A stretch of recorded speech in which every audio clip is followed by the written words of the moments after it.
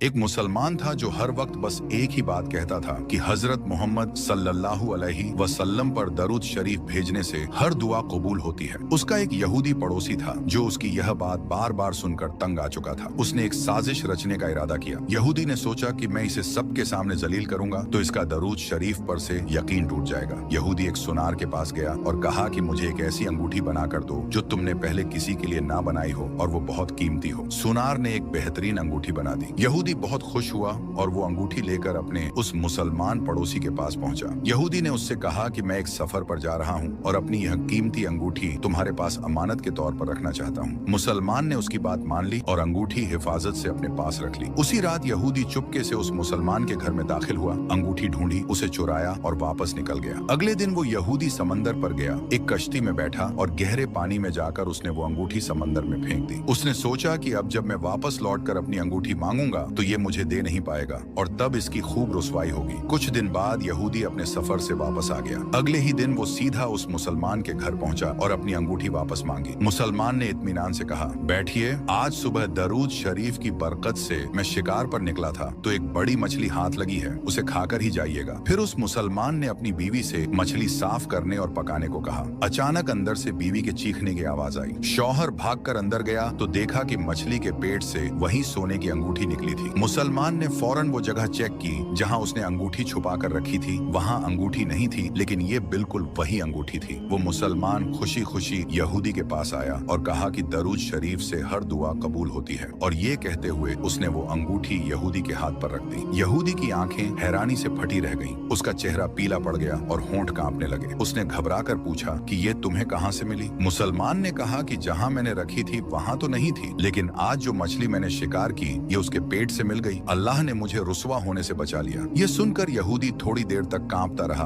और फिर फूट फूट कर रोने लगा। मुसलमान उसे हैरानी से देख रहा था। यहूदी ने कहा कि मुझे गुस्सा करने की